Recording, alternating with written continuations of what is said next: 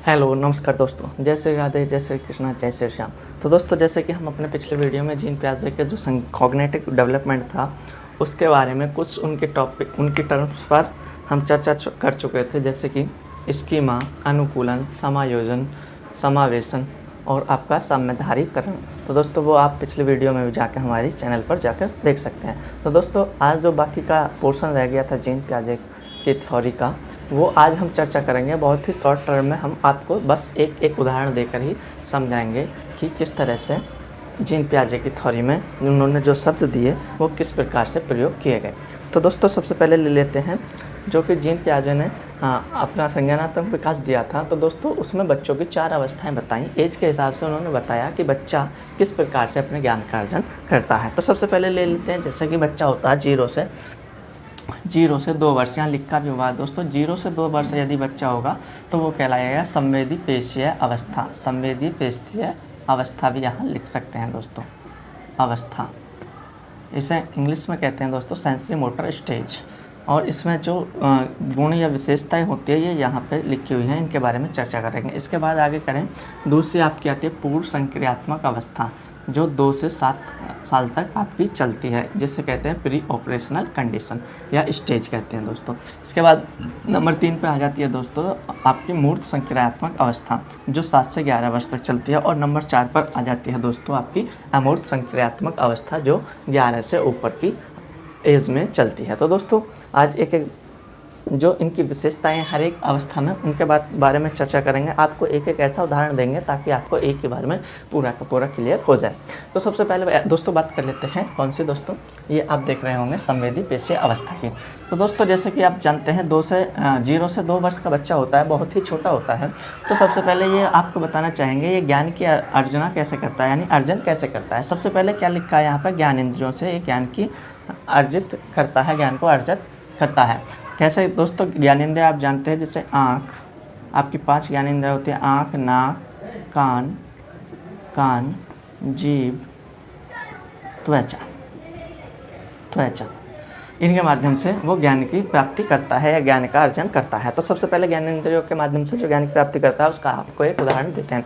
तो दोस्तों, मान के चलिए जैसे कि आपके यहाँ पर कोई छोटा बच्चा होता है या आप छोटा बच्चा कोई देखते हैं, तो वो क्या होता है कि जैसे कि छोटा बच्चा होगा, मान के चलो कोई वस्तु रखी है, तो वो आपके बताने से, उसे छूने से नहीं मानेगा, वो उसे छू कर ही देखेगा, उसकी तरफ दौड़ेगा, पकड़ेगा उसे। तो वो क्या होगा, यदि वो गर्म होगी तो वो जल्दी से उससे हाथ छोड़ देगा, क्योंकि दोस्तों वो गर्म थी, तो उससे इस बात का अनुभव हुआ, यानी उसकी इंद्रियों से अनुभव हुआ। तो दोस्तों इसे छोड़ देगा और उसे लगेगा कि हाँ ये गर्म है, मेरे शरीर को नुकसान कर सकता है। इससे अच्छा उदाहरण हम आपको और देते हैं दोस्तों। जैसे कि कभी कभी आप भी करते होंगे, एक छोटा बच्चा है, तो यदि आप उसको कोई मीठी चीज़ यानी टॉफ़ी वगैरह अगर चूसने के लिए देते हैं, उसे बड़े आसानी से वो चूसता है, यानी अपने बहुत ही मन लगाकर चूसता है। तभी आप क्या करो कि कोई खट्टी चीज़ उसे दिखाओ, दिखने से वो समझेगा नहीं, है ना, और वो क्या करेगा, उसे मुंह में लेगा। और यदि खट्टी चीज़ को एकदम से उसके मुंह में दोगे तो वो एकदम से मुंह को इस तरह से बना लेगा। उससे क्या पता लगेगा, वो अपनी ज्ञानेंद्रियों से ही इसके स्वाद के बारे में सीखा और वो आगे ऐसी चीज़ों को पसंद नहीं करेगा खानी। तो ये आपकी जो है दोस्तों ज्ञानेंद्रियों से जो ज्ञान का अर्जन करता है, ये आपकी क्लियर हो गई होगी। इसके बाद दोस्तों आगे बात करते हैं सहज क्रिया।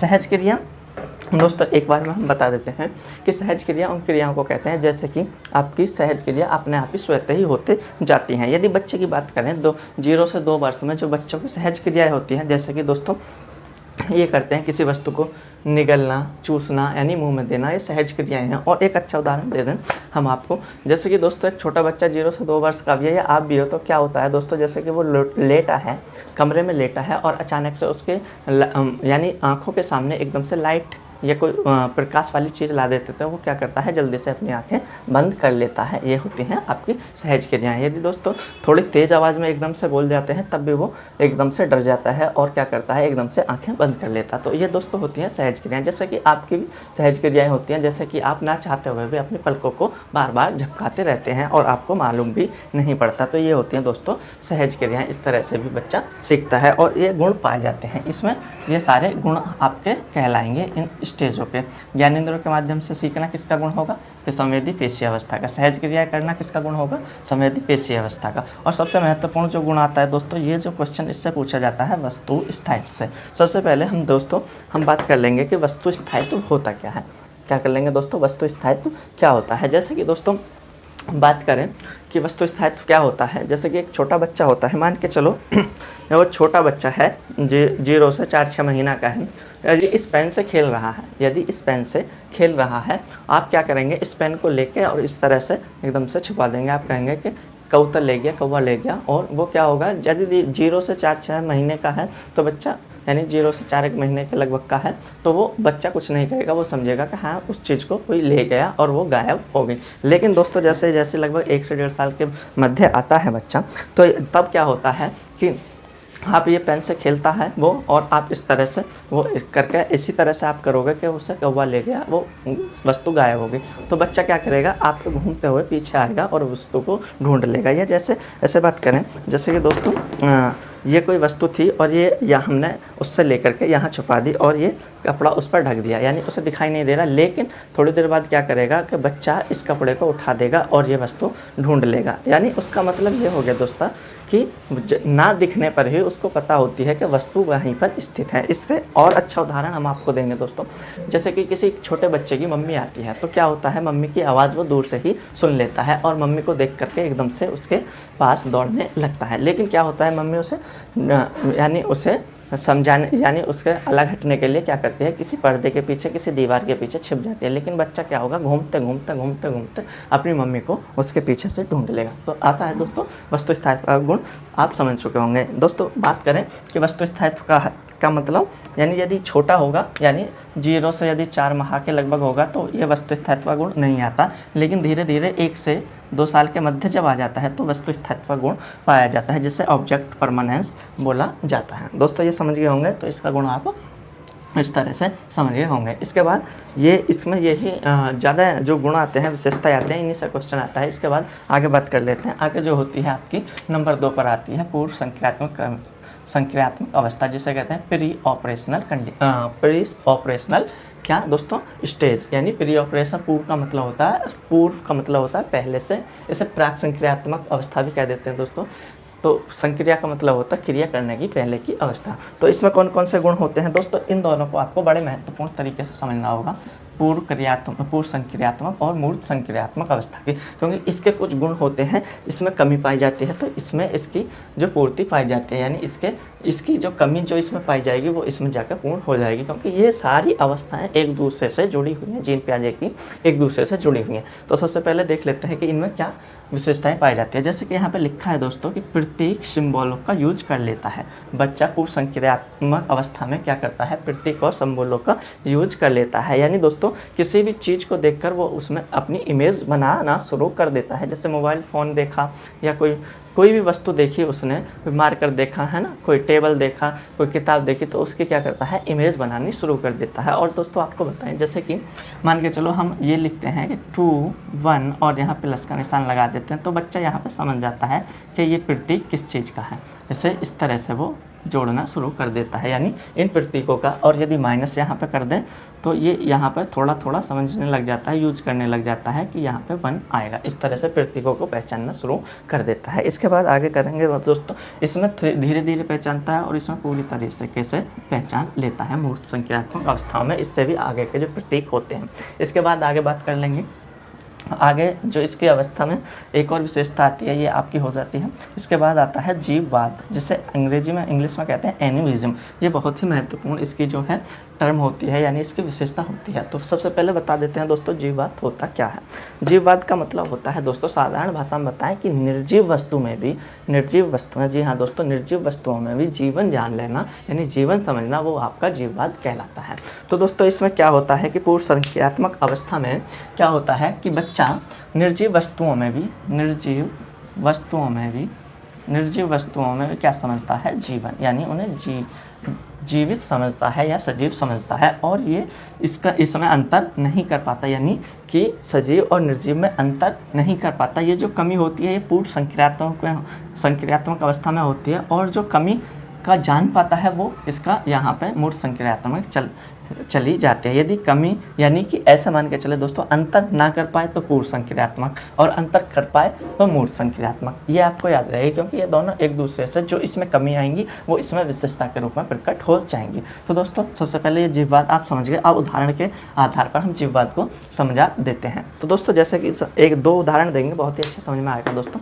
जैसे कि कोई छोटी बच्ची होती है या बच्चा होता था, वो क्या होते हैं, वो गुड़िया गुड्डा से खेलते हैं, है ना। छोटी बच्ची की बात कर लें, गुड़िया से खेलते हैं, तो वो क्या समझते हैं कि उनको खाना खिलाएंगे, उन्हें सुलाएंगे अपने पास, उन्हें क्या करेंगे, प्यार करेंगे, तो वो क्या समझते हैं कि इसमें जीवन है। वो बोलेंगे कि मेरी गुड़िया खाना खाएगी, मेरा गुड्डा खाना खाएगा, मेरी गुड़िया सोएगी, मेरा गुड्डा सोगा। तो ये आपका क्या हुआ, वो निर्जीव है, वो नहीं जानता कि इनमें जीवन है या नहीं है, बस वो ये अपनी तरह समझता है कि इन्हीं में भी जीवन है। और एक और अच्छा उदाहरण देंगे दोस्तों।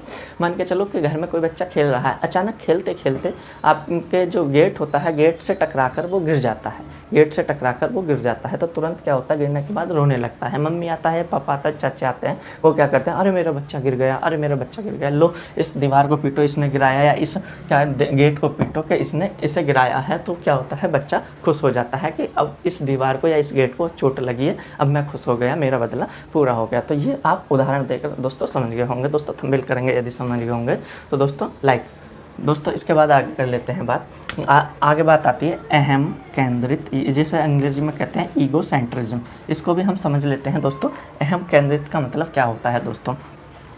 तो दोस्तों अहम केंद्रित का मतलब होता है, उदाहरण देकर समझाएंगे। सबसे पहले हम ये बता दें कि अहम केंद्रित का मतलब क्या होता है, उदाहरण भी हम देंगे। अहम केंद्रित का मतलब होता है कि बच्चा सिर्फ अपने ही बारे में सोचता है। बच्चा इस अहम केंद्रित स्टेज पर या विशेषता पर सिर्फ अपने ही बारे में सोचता है, वो किसी और के बारे में नहीं सोचता, यानी उसे और किसी से कोई मतलब नहीं होता, सिर्फ अपने बारे में सोचता है। उदाहरण देकर हम समझाएंगे। जैसे कि दोस्तों मान के चलो कि घर में कोई खाने की चीज़ आप लाते हो, मान के चले कोई फल लाते हो, है ना, कोई नमकीन लाते हो या कोई समोसे रसगुल्ले कुछ भी लाते हो, तो होता क्या है, आप क्या चाहोगे कि पूरे परिवार में वो बराबर बराबर बांट दिया जाए। अब आप क्या करेंगे, सबसे पहले आप ये देखो कि यदि आपने वो चीज़ जो लाए हो बच्चे को दे दी, तो वो क्या करेगा, वो किसी को देना नहीं चाहेगा, सब अपने पास खींचना चाहेगा, सब अपने पास लेना चाहेगा, वो किसी को नहीं देना चाहेगा। वो सोचेगा ये सारी चीज़, ये सारी वस्तु क्या है, सिर्फ मेरे लिए है, सिर्फ मेरे लिए है। तो वो आपकी अहम केंद्रित में आ जाएगी। या दोस्तों ऐसे कहेंगे,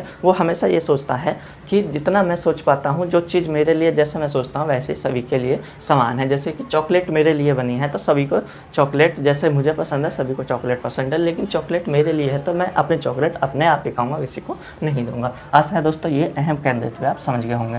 दोस्तों इसमें यदि कमी यानी अंतर ना कर पाए तो अहम केंद्रित, और इसमें अंतर कर पाता है जब समझने लगता है अहम केंद्रित को, यानी कि ये समझने लगता है कि दूसरों को बांटने, तो ये इसमें चली जाती है मूर्त संक्रियात्मक अवस्था में। इसके बाद आगे पर चलते हैं। ये और एक और इसकी फेमस क्या है, आपकी विशेषता है अपलटावीपन, जैसे इरिवर्सिबिलिटी कहते हैं। जैसे बच्चा आगे गया इस तरह से और वो पीछे लौट कर ना आ पाए, इसे कहते हैं इरिवर्सिबिलिटी यानी अपलटावीपन। जैसे कि दोस्तों आपको बात करेंगे, जैसे कि बच्चे को क्वेश्चन दिया जाता है कि दोस्तों ये आप 5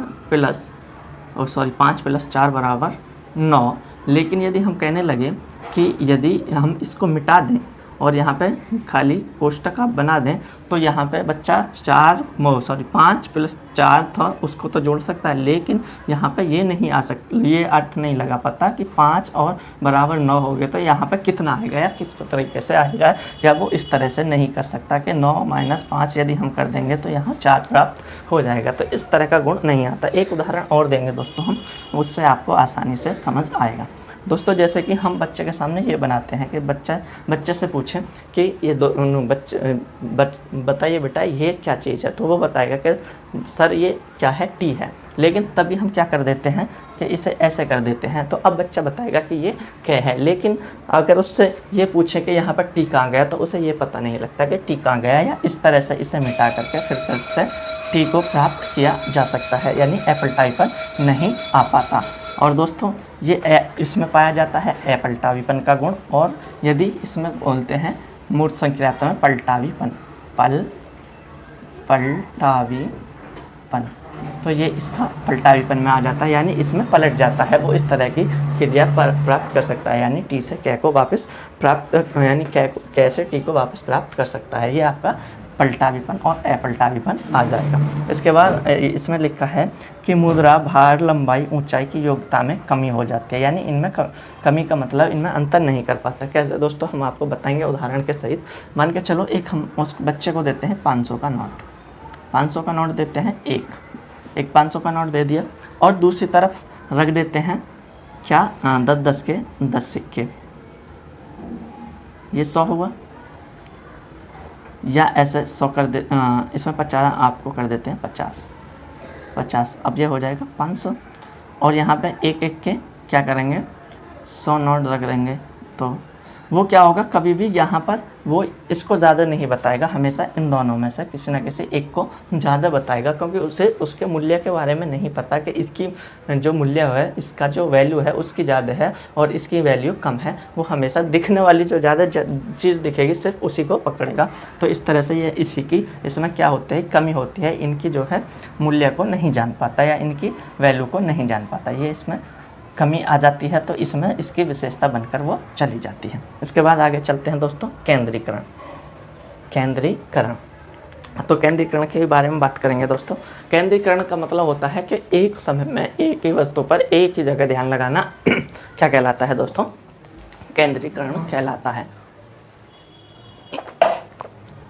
केंद्रीकरण कहलाता है। जैसे कि दोस्तों हम बात करें, आजकल सबसे अच्छा उदाहरण देंगे, जैसे कि बच्चा होता है, घर में सभी के पास मोबाइल होता है, और मोबाइल में क्या होता है, बच्चा मोबाइल लेता है, या तो उसमें सेल्फी खींचेगा सिर्फ अपनी, और या क्या करेगा, गेम या कार्टून देखेगा, बस इन चीज़ों के अलावा उससे कोई मतलब नहीं होती। यदि एक बार गेम में लग गया तो पूरे दिन उसे गेम खेलता रहेगा, या एक बार कार्टून में लग गया तो पूरे दिन यानी उसी पर कार्टून में लगा रहेगा। यानी वो यह नहीं सोच पाएगा कि इससे और भी कार्य किए जा सकते हैं, कॉल भी की जा सकती है, कैलकुलेटर भी चलाया जा सकता है, और अन्य तरीके के कार्य किए जा सकते हैं। यानी एक समय में एक ही वस्तु पर एक ही जगह ध्यान लगाना ना क्या कहलाता है, केंद्रीकरण। और इसे आगे जाकर जो मूर्त संख्यात्मक अवस्था में विकेंद्रीकरण कह देते हैं।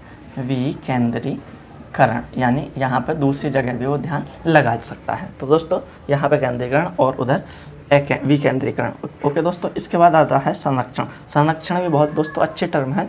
संरक्षण का मतलब होता है कि किसी वस्तु की क्या दोस्तों, यदि किसी वस्तु की दो वस्तु रखी हैं, उसके गुण धर्म के आधार पर यदि वो अंतर कर पाता है तो वो मतलब संरक्षण का उसमें जो पूर्ति पाई जाती है, और नहीं कर पाता है तो वो संरक्षण का अभाव पाया जाता है। तो इसमें इस वाली कंडीशन में पूर्ण संख्यात्मक में संरक्षण का अभाव पाया जाएगा, और जब मूर्त संख्यात्मक अवस्था होगी उसमें संरक्षण की पूर्ति पाई जाएगी। कैसे, इसका उदाहरण देंगे। तो दोस्तों बहुत अच्छा उदाहरण है। जैसे मान के चलो एक हमारे पास इस तरह का कटोरा था बड़ा, ये मान के चलो आपके पास कटोरा रखा है, ये कटोरा रखा है, और इसमें 100 ml क्या रख देते हैं हम, दूध रख देते हैं। ओके, और एक लंबा गिलास ले लेते हैं जो दिखने में लंबा होता है इस तरह से, और इसमें क्या करते हैं 100 ml दूध रख देते हैं। यदि हम बच्चे से पूछें कि इनमें आप कौन सा दूध पीना चाहोगे, या आपको कोई फेमस चीज़ इसमें रख दी है, तो वो हमेशा ज़्यादा की तरफ भागेगा और इस गिलास को पकड़ेगा। वो इसके आयतन या आकार में अंतर नहीं कर पाएगा। यदि दिखने में वो बड़ी लग रही है तो वो हमेशा बड़ी पकड़ में भागेगा। यानी इससे कहते हैं संरक्षण का अभाव। जब दोनों वस्तुओं में समानता होने यानी क्वांटिटी समान होने के बाद भी अंतर ना कर पाए, उसे कहते हैं संरक्षण। और इसमें पाया जाता है संरक्षण का अभाव, और इसमें संरक्षण की पूर्ति पाई जाती है, यानी इसमें अंतर कर पाता है इस वाली कंडीशन। आगे बात करेंगे दोस्तों, ये भी आपका हो गया। आगे बात करेंगे दोस्तों, आगे आता है क्रमबद्धता। क्रमबद्धता का मतलब होता है दोस्तों किसी भी चीज़ को सीरियल वाइज लगाना, यानी छोटे से आगे बड़ा, बड़े से और बड़ा, फिर बड़ा, फिर बड़ा, या ऐसे कहेंगे सबसे पहले बड़ा, फिर उससे छोटा, फिर उससे छोटा, फिर उससे छोटा। तो इसमें भी इसकी कमी पाई जाती है या अभाव पाया जाता है, क्रमबद्धता भाव पाया जाता है। दोस्तों कैसे, मान के चलो कुछ टुकड़े थे, ये उसके पास पत्थर के कुछ टुकड़े हैं, है ना, ये इस तरह से कुछ पत्थर के टुकड़े ऐसे होते हैं उसके पास। तो वो क्या करता है कि छोटे पत्थर के टुकड़े को यहाँ लगा देगा, उसके बड़े पत्थर को यहाँ लगाएगा, फिर छोटा लगाएगा, फिर छोटा लगाएगा, और फिर बड़ा लगाने की कोशिश करेगा, तो ऐसा होगा कि वो इस पे अंतर नहीं कर पाएगा कि सबसे पहले यहाँ बड़ा रख दूँ, फिर उससे छोटा रख दूँ, फिर उससे छोटा और सबसे ऊपर छोटा रख दूँ। तो ये क्या होता है, ये क्रम नहीं लगा पाता और ये क्रमबद्धता की अभाव पाया जाता है और इसमें जो पूर्ति पाई जाती है। तो दोस्तों जो इसमें कमी पाई जाएंगे, हमेशा ध्यान रखना, क्वेश्चन अभी जब भी ज़्यादातर कमी पर आए तो वो पूर्ण संक्रियात्मक अवस्था में आएगा,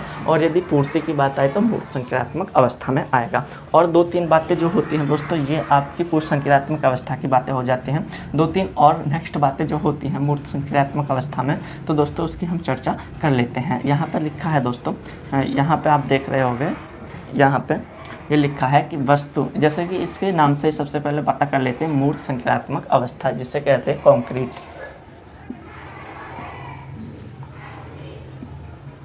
कॉन्क्रीट ऑपरेशनल स्टेज आप कह सकते हैं दोस्तों। तो इसमें क्या होता है, जैसे कि मूर्त का मतलब होता है सामने देखकर छूकर, यानी वो क्या करता है, वस्तु को देखकर छूकर उसके गुणधर्म के बारे में वो बता सकता है, बिना देखे छुए वो गुणधर्म के बारे में नहीं बताता। और इसमें सबसे अच्छा जो गुण होता है, इसमें क्या होता है, आज्ञात्मक चिंतन होता है, या आज्ञात्मक विधि के द्वारा ही इसमें अध्ययन कराया जाता है। जैसे कि आज्ञात्मक विधि का होता है, पहले हमें उदाहरण देना होगा, तब जाके उससे वो आपको हल कर पाएगा किसी प्रश्न को। जैसे कि दोस्तों कोई भी प्रश्न यदि हम देना चाहें, जैसे कि उदाहरण हम देते हैं, पहले क्या देंगे, उदाहरण, फिर आप बनाएंगे नियम। जैसे कि आप छोटा सा उदाहरण देंगे, जैसे कि हम बात करते हैं, बच्चे से ये पूछेंगे कि बच्चे बताइए आपके पास 4 टॉफ़ी है और आपके पास दोस्त के पास 3 टॉफ़ी हैं, बताइए कुल मिला के कितनी टॉफ़ी हुई।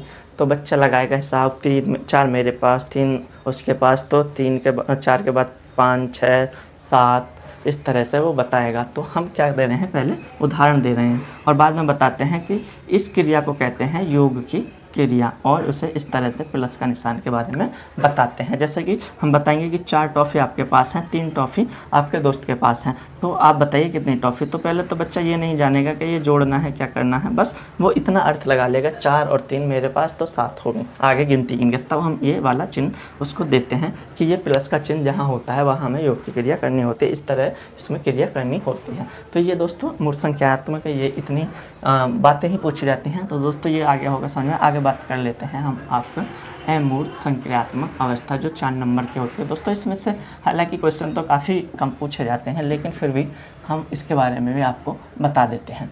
तो दोस्तों लिख लेते हैं, यहाँ लिख लेते हैं नंबर 4 पर अमूर्त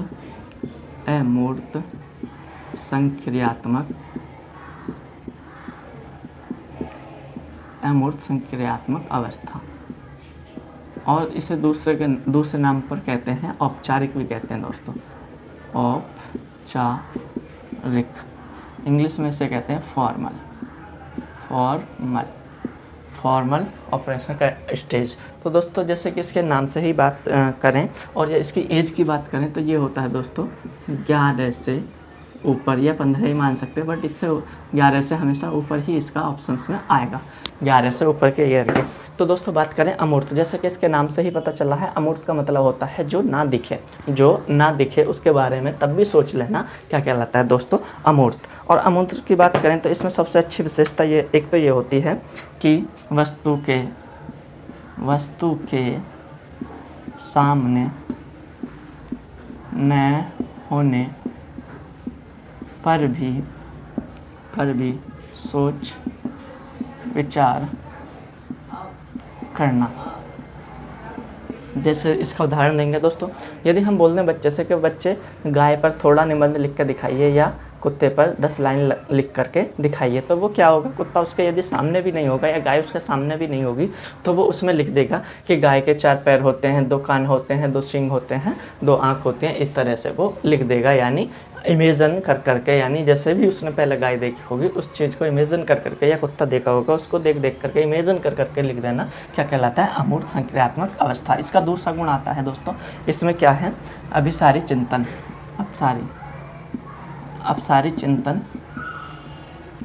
चिंतन की व्यवस्था हो जाती है, अपसारी चिंतन की व्यवस्था हो जाती है। और एक मोस्ट जो आपका इसमें है, मोस्ट जो आपकी इसमें विशेषता है वो है दोस्तों निगमनात्मक चिंतन। और निगमनात्मक चिंतन होता है और इसमें निगमनात्मक विधि के द्वारा पढ़ाया जाता है। इस विधि को समझेंगे दोस्तों। निगमनात्मक विधि का होता है कि पहले नियम दिया जाएगा, फिर उसके बाद उदाहरण दिया जाएगा। तो ये होती है निगमनात्मक चिंतन के बारे में। तो दोस्तों इसका आपको एक उदाहरण देकर बता देंगे निगमनात्मक चिंतन का। जैसे कि दोस्तों मान के चलिए कि हम क्या कहते हैं कि हम बताते हैं बच्चों को कि आयत का क्षेत्रफल का सूत्र होता है, यानी नियम कहेंगे इसे। आयत का क्षेत्रफल का सूत्र होता है कि लंबाई गुणा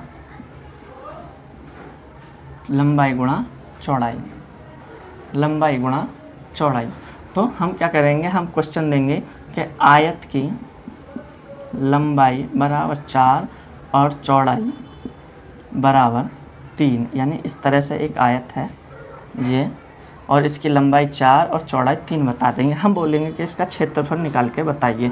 तो अब बच्चा क्या करेगा, इस वाले सूत्र को यानी इस वाले नियम में मान को रख देगा। क्षेत्रफल बराबर लंबाई 4 गुणा 3 बराबर 12 वर्ग सेमी है या जो भी है वो इस तरह से लिख देगा। यानी कहने का मतलब है यहाँ पे पहले नियम दे दिया जाएगा, फिर उसको उदाहरण दिया जाएगा, तब जाकर वो आसानी से हल कर पाएगा। तो दोस्तों कैसी लगी हमारी वीडियो बताएं कमेंट करके ज़रूर। तो मिलते हैं नेक्स्ट वीडियो में, तब तक के लिए धन्यवाद। तो धन्यवाद दोस्तों।